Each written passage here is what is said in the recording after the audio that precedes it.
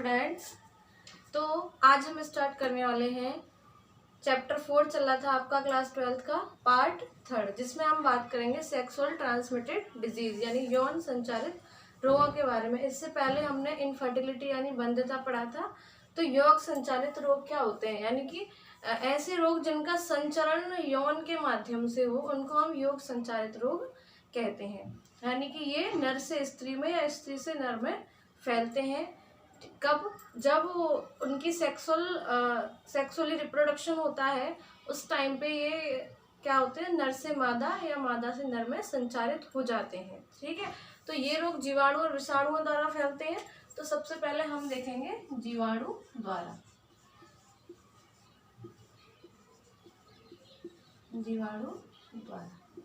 तो जीवाणु द्वारा ऐसे कौन से रोग हैं जो ट्रांसमिट होते हैं। ठीक है, तो सबसे पहले हम रोग की बात करते हैं सुजाक।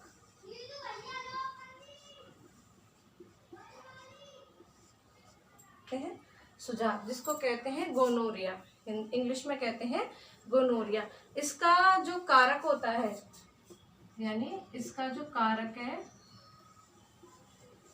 देखिए जो हम रोग पढ़ रहे हैं यौन संचालित रोग में, इम्पोर्टेंट नहीं होता हमें उसके लक्षण पता है कि नहीं पता, क्योंकि जितने भी मैं आपको अभी योग संचालित रोग बनाऊंगी लगभग उनके लक्षण सेम ही होंगे, अधिकतर मिलते जुलते ही होंगे। लेकिन हम मोस्टली ये है कि हमें उसका नाम जो रोग पढ़ रहे हैं और उसका कारक हमें पता होना चाहिए। कारक क्या है, क्योंकि एग्जाम में आपसे रोग का नाम और उसका कारक ही पूछा जाता है। ठीक है, तो ये जो सुजाक रोग है जिसको इंग्लिश में कहते हैं गोनोरिया, इसका कारक है नाइजेरिया गोनोरिया। क्या है? नाइजेरिया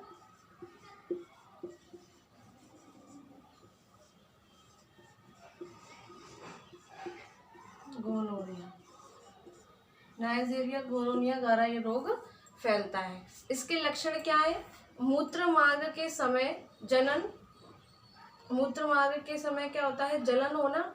और दूसरा लक्षण क्या है कि इसके जो लक्षण है वो 2 से 10 दिन में प्रकट होते हैं। या फिर जो महिलाएं होती हैं उनके जो मासिक चक्र में व्यवधान आना, यानी कि टाइम पे ना आना, आगे पीछे आना, ठीक है, वो सब क्या होता है, किसके कारण होता है? सुजाक रोग के अंतर्गत आता है। इसका कारक है नाइजेरिया गोनोरिया। समझ में आया आपको? यानी इसके लक्षण क्या है? मूत्र मार्ग में जलन होना, और महिलाओं में इसके लक्षण क्या हम लिख सकते हैं कि मासिक चक्र में व्यवधान होना, और इसके जो लक्षण होते हैं वो 2 से 10 दिन के बीच में प्रकट होते हैं। ठीक है, अब इनमें बचाव क्या हो सकते हैं? बचाव यही होगा कि जो इस रोग से पीड़ित है उन रोगी के संपर्क में नहीं रहना। ठीक है, तो ये सेक्सुअल ट्रांसमिटेड डिसीज है, तो उन रोगियों से दूर हमें रहना है। ठीक है, दूसरा क्या है? दूसरा रोग है सिफिलिस।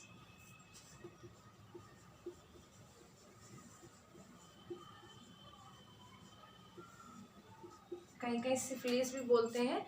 इसका कारक है ट्रोपोनिमा पैलिडम।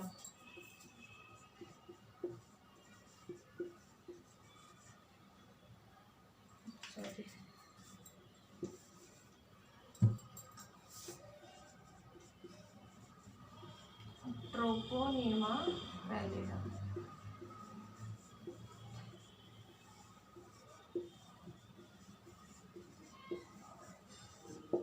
ट्रोपोनिमा पैलिडम इसका कारक है।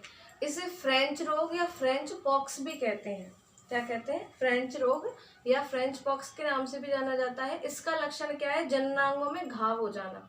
ठीक है, तो ये जो लक्षण है ट्रोपोनिमा पैलिडम, जो कारक है किसका?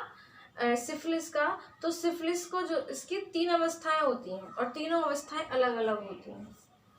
तो यहाँ पे हम देखेंगे इसकी अवस्थाएं। तो पहली होती है इसकी प्राथमिक अवस्था,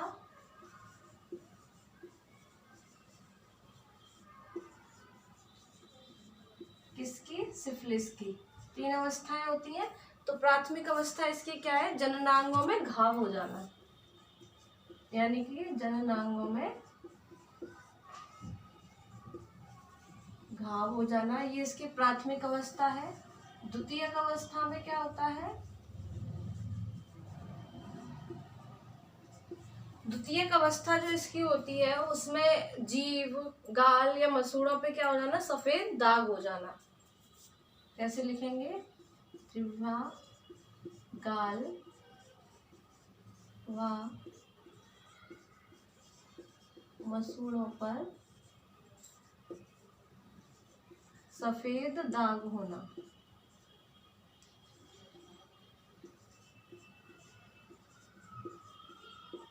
ठीक है।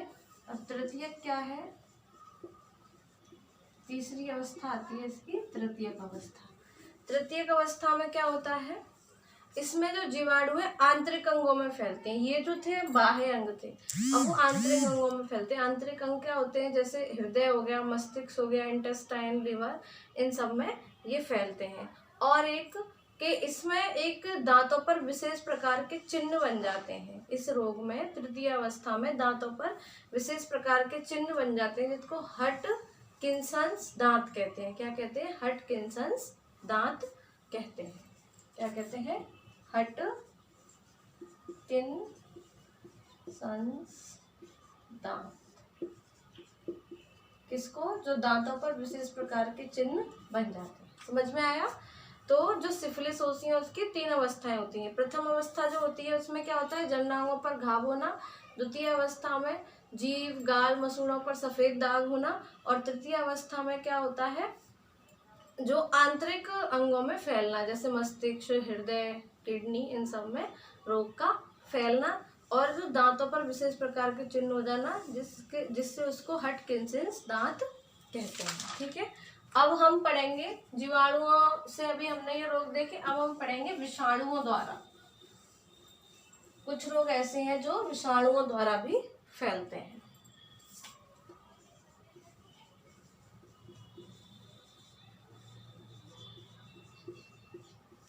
तो विषाणु द्वारा जो पहला रोग फैलता है उसको हम कहेंगे genital herpes.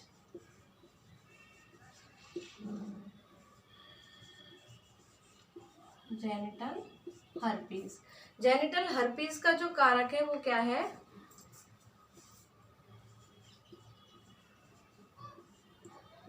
Type 2 herpes सिलेक्स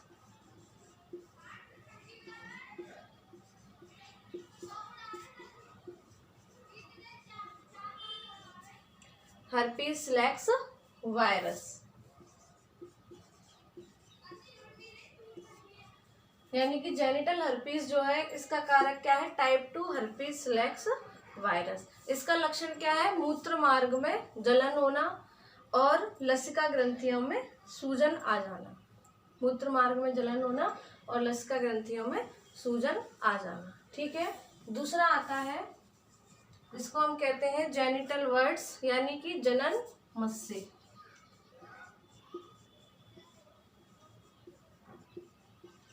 English में कहते हैं जेनिटल वर्ड्स। तो ये होता है ह्यूमन पेपिलोमा विषाणु के द्वारा। किसके द्वारा होता है, ह्यूमन पेपिलोमा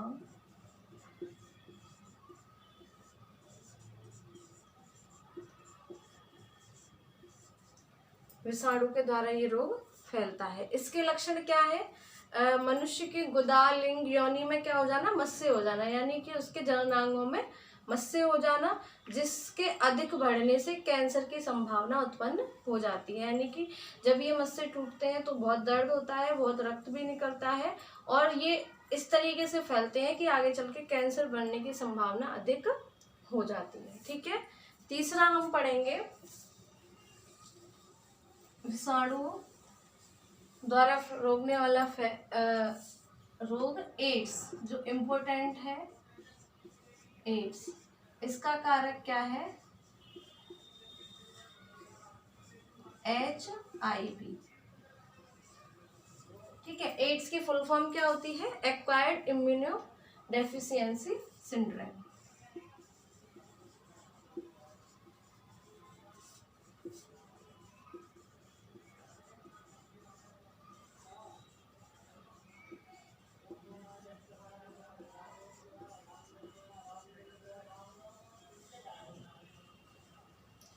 ठीक है। इसका कारक होता है क्या? HIV, human immunodeficiency.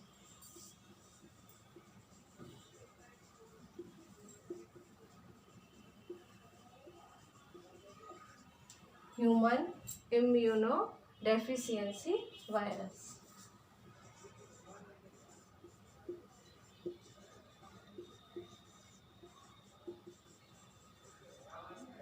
ठीक है, तो ये क्या है, बहुत इम्पोर्टेंट है। एड्स आपकी नीट में भी आता है, उसके लिए भी इम्पोर्टेंट है और अकॉर्डिंग टू बोर्ड भी ये काफ़ी इम्पोर्टेंट है। जो एड्स होता है, यानी एड्स की फुल फॉर्म क्या है? Acquired immunodeficiency syndrome. तो एड्स यानी इम्यूनो मतलब क्या होता है? इम्यूनो मतलब होता है प्रतिरक्षा। क्या होता है? प्रतिरक्षा। और डेफिशिएंसी मतलब किसी चीज़ का कम होना। तो इसी से पता चल रहा है कि HIV वायरस क्या करता है, सबसे पहले जब बॉडी में एंटर करता है तो सबसे पहले वो प्रतिरक्षा तंत्र को कम कर देता है। क्या कर देता है? कम कर देता है। तो प्रतिरक्षा तंत्र क्या होता है? प्रतिरक्षा तंत्र ही हमारी बॉडी में होता है जो हमारे क्या करता है, सारे कार्यों को हमें जीवाणु और विषाणुओं से हमें बचाता है। यानी कि कोई भी बॉडी में यदि विषाणु, जीवाणु, रोगाणु एंटर किया तो हमारी बॉडी में दो क्या होती हैं? कोशिकाएं होती हैं, दो महत्वपूर्ण कोशिकाएं होती हैं जिसको कहते हैं बी लिम्फोसाइट और टी लिम्फोसाइट्स, है ना। तो ये क्या होती है? ये टी लिम्फोसाइट जो है इसकी सहायक कोशिका है। टी लिम्फोसाइट क्या करती है? जैसे मान लीजिए बॉडी में कोई भी जीवाणु एंटर किया तो टी लिम्फोसाइट क्या करती है? तुरंत बी लिम्फोसाइट्स को बता देती है कि बॉडी में इस तरीके का जीवाणु ने क्या कर लिया है? एंट्री करी है। तो बी लिम्फोसाइट क्या करता है? उसी की एंटीजन बनाना स्टार्ट कर देता है और इससे वो विषाणु जो है बॉडी से क्या हो जाता है? खत्म हो जाता है। आई बात आपको समझ में? यानी ये जो कोशिका है हमारे शरीर की क्या है? हमारे शरीर में उत्पन्न होने वाले रोगाणुओं को नष्ट करती हैं, ठीक है। और इन यही दोनों क्या होती हैं? प्रतिरक्षा तंत्र में होती हैं। तो प्रतिरक्षा तंत्र में दो महत्वपूर्ण कोशिकाएं होती हैं, कौन सी? बी लिम्फोसाइट और टी लिम्फोसाइट। तो टी लिम्फोसाइट एक सहायक कोशिका है बी लिम्फोसाइट्स की, जो क्या करती है? बताती है। जैसे क्या होता है, हमें मान लो किसी से मिलने जाना है, जैसे मान लीजिए हमें IAS SDM से मिलने जाना है, तो हमें पहले गेट कीपर को बोलना पड़ता है ना कि हमें उनसे मिलना है, तो वो बोलते हैं वेट कीजिए, ठीक है। जब आप क्या करेंगे, वो वहाँ तक खबर पहुँचती है तो आपसे कोई मिलने आया है, तब वो बोलते हैं। तो एंट्री क्या होती है? उसके बोलने पर होती है। तो वही होता है कि जब बॉडी में कोई जीवाणु एंटर कर रहा है तो टी लिम्फोसाइट तुरंत बी लिम्फोसाइट्स को बता देता है कि बॉडी में इस तरीके के रोगाणु ने एंट्री की है। तो फिर उससे क्या होता है? फिर तुरंत बी लिम्फोसाइट क्या होता है? एक्टिव हो जाता है और वो उसी तरीके के एंटीजन बॉडी में बनाने लगता है। कैसे? उसके प्रतिरोधक जो उसको खत्म कर सके, नष्ट कर सके। आई बात समझ में आपको? तो अब जब ये प्रतिरक्षा तंत्र को ये कम कर देता है, तो प्रतिरक्षा तंत्र को कम कैसे करता है? तो ये सब HIV वायरस को ये पता है कि टी लिम्फोसाइट एक ऐसी कोशिका है जो बी लिम्फोसाइट्स को बता देगी कि मैं बॉडी में एंटर कर गया हूँ और वो मुझे नष्ट कर देगी। तो वो क्या करता है? सबसे पहले टी लिम्फोसाइट को क्या कर देता है? मार देता है। क्या कर देता है? मार देता है। सबसे पहले इसी को नष्ट करता है। जैसे ही HIV वायरस बॉडी में एंटर किया और उसने क्या कर दिया? टी लिम्फोसाइट को नष्ट कर दिया। अब टी लिम्फोसाइट तो मर गई, अब वो क्या करेगी? अब वो बी लिम्फोसाइट्स को बता ही नहीं पाएगी किसने एंट्री की, किसने नहीं की। जैसे कि आप मूवीज में देखते हो ना, तो मूवीज में क्या होता है? मूवीज में जैसे हीरो आया फटाफट से और उसको क्या करना है? किसी विलेन के घर में एंट्री करी, तो सबसे पहले जो गेट कीपर्स होते हैं ना, वो उसको मारता है। ऐसी तो होता है, उसको मारा और फिर अंदर जाके जो मेन विलेन होता है उसको खत्म कर देता है। तो वही काम यहाँ पे HIV कर रहा है। तो सबसे पहले वो टी लिम्फोसाइट्स को मार देगा, तो टी लिम्फोसाइट बी लिम्फोसाइट को बता ही नहीं पाएगा कि किसने एंट्री की, और ना ही वो फिर उसके एंटीजन बॉडी में बना पाएगा। आ रही है ना बात समझ में? तो ये क्या है? ये बहुत ही खतरनाक बीमारी है, ठीक है। तो इसके लक्षण क्या होते हैं? इसके लक्षण होते हैं लगातार बुखार आना, ठीक है, और मांसपेशियों में ऐंठन होना, दर्द होना, बॉडी पे कभी कभी रैसेस भी हो जाते हैं, बेहोशी आना, ये सब क्या है?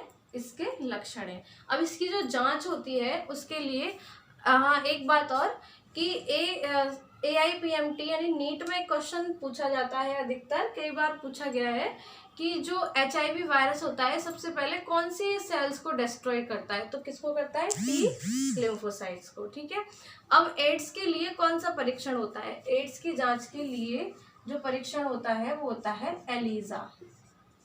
कौन सा होता है, एलिजा। एलिजा की फुल फॉर्म क्या होती है, एंजाइम लिक्विड इम्यूनो सॉल्वेंट एसे। ठीक है, एंजाइम लिक्विड इम्यूनो सॉल्वेंट एसे। ठीक है, ये परीक्षण जो है किसके लिए किया जाता है, एड्स के लिए किया जाता है। और एक दूसरा परीक्षण होता है जिसको कहते हैं western blot test. Western blot test, ये दोनों ही क्या है, एड्स के परीक्षण है। कभी कभी ये भी पूछ लिया जाता है कि एड्स के लिए कौन सा परीक्षण किया जाता है, तो कौन सा, एलिजा परीक्षण को हम बताएंगे कि एलिजा परीक्षण किया जाता है क्या, immuno liquid enzyme liquid immuno solvent ऐसे। ठीक है, नेक्स्ट आता है हेपेटाइटिस बी। एड्स आ गया आपको अच्छे समझ में। नेक्स्ट हम पढ़ेंगे हेपेटाइटिस बी।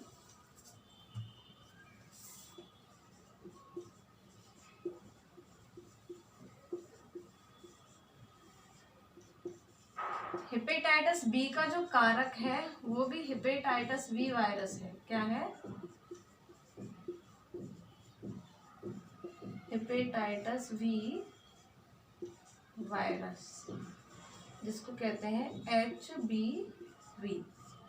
ठीक है, तो इसमें क्या होता है, इसमें भी लगातार थकान होना, ज्वर होना, पेट दर्द और लिवर सिरोसिस, यानी कि डायरेक्टली लिवर पे ही अटैक करता है। ठीक है, तो यहाँ पे हमने विषाणु द्वारा पढ़ लिए और जीवाणु द्वारा पढ़ लिए, और एक दो रोग हम पढ़ेंगे प्रोटोजोआ द्वारा। किसके द्वारा, प्रोटोजोआ द्वारा।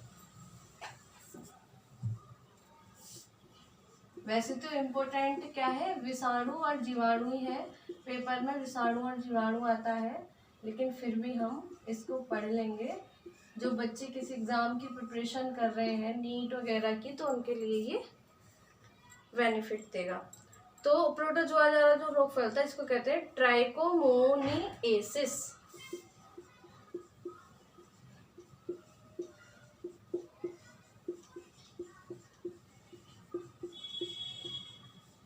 ट्राइकोमोनिएसिस, इसका कारक क्या होगा, इसका कारक होगा ट्राइकोमोनास वैजिनेलिस।